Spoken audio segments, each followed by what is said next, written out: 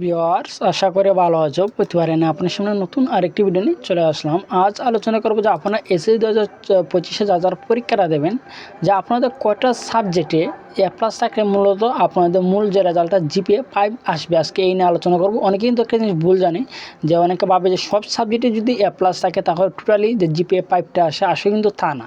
ঠিক আছে, যে জিপিএ 5 যে আসে তারা কিন্তু আসলে যে বোর্ড থেকে যে তারা ক্যালকুলেট করে, সেই ক্যালকুলেটটা কিন্তু তারা 10টা নিয়মে কিন্তু করে। আজকে কিন্তু এই নিয়ে আলোচনা করব।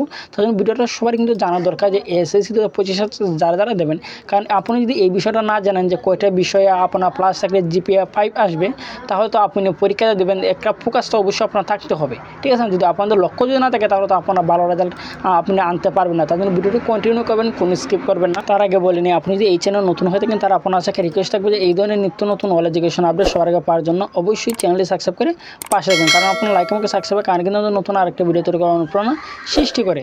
যে মূলত কয়টা সাবজেক্টে প্লাস থাকলে মূলত যে আপনাদের যে জিপিএ 5টা আসবে, আমি কিন্তু আপনাদের 12টা শর্ত দিয়ে কিন্তু বোঝানোর চেষ্টা করব।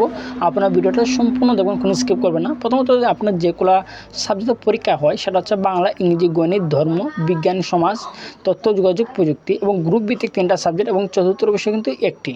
ঠিক আছে, তারপরে প্রথম যে শর্তটা যে আপনার কয়টা সাবজেক্ট জিপিএ তাই মানে এ প্লাস এ মাইনাস এ থাকলে মূলত আপনাদের এ প্লাস আসবে, টোটালি যে রেজাল্টটা জিপিএ 5 আসবে। প্রথম যে শর্ত সেটা হচ্ছে যে আপনাদের 10টা বিষয় এ প্লাস পেতে হবে, তাহলে কিন্তু আপনাদের জিপিএ 5 আসবে। আপনার যেগুলো পরীক্ষা হবে, হ্যাঁ, যেগুলো সাবজেক্ট আপনাদের পরীক্ষা হবে সেটার মধ্যে 10টার মধ্যে এ প্লাস থাকলে কিন্তু মূলত জিপিএ 5 রেজাল্ট আসবে। এটা কিন্তু আপনারা সবাই জানেন। আর একটা রিজন হচ্ছে, সেটা হচ্ছে 9টাতে এ প্লাস থাকলে হবে, একটাতে যদি আপনার ইয়ে থাকে তাহলে কিন্তু জিপিএ 5টা আসবে। ঠিক আছে, তারপর তৃতীয় নম্বর যে শর্ত সেটা হচ্ছে যে 8টাতে এ প্লাস থাকতে হবে, 2টাতে কিন্তু ইয়ে থাকতে হবে, তাহলে কিন্তু আপনাদের মূল যে রেজাল্ট জিপিএ 5 কিন্তু আসবে। শর্ত নম্বর হচ্ছে 4, সেটা হচ্ছে 7টিতে এ প্লাস থাকতে হবে এবং 3টিতে এ থাকতে হবে, তাহলে কিন্তু আপনাদের জিপিএ 5 আসবে। তারপর হচ্ছে শর্ত নম্বর 5, সেটা হচ্ছে 9টাতে এ প্লাস এবং একটাতে এ মাইনাস পেতে হবে, তাহলে কিন্তু জিপিএ 5 আসবে। শর্ত নম্বর 6, 8টিতে এ প্লাস থাকতে হবে এবং 2টিতে এ মাইনাস পেতে হবে, তাহলে কিন্তু জিপিএ 5 রেজাল্টটা আসবে। তারপর শর্ত হচ্ছে 7, সেটা হচ্ছে 9টাতে এ প্লাস এবং একটাতে বি পেতে হবে। এবং যে আপনাদের শর্ত 8 হচ্ছে গিয়ে 9টা থেকে এ প্লাস এবং একটাতে বি পেতে হবে। শর্ত 9 নম্বর হচ্ছে 9টাতে এ প্লাস এবং একটাকে সি পেতে হবে। হ্যাঁ, শর্ত হচ্ছে 10, যে 8টা বিষয়ে এ প্লাস পেতে হবে, একটা বিষয় একটা বিষয় এ মাইনাস পেতে হবে।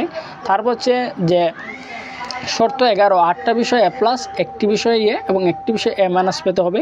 শর্ত 12 নম্বর, সেটা হচ্ছে 8টা বিষয় এ প্লাস, একটা বিষয় এবং একটা বিষয় বি পেলে কিন্তু মূলত আপনাদের রেজাল্টটা কিন্তু জিপিএ 5 আসবে। ঠিক আছে, এই নিয়ে কিন্তু অনেকে একটা ভুল ধারণা আছে যে সব সাবজেক্টে যদি আপনাদের এ প্লাস থাকে তাহলে মূল রেজাল্টটা জিপিএ 5 আসবে।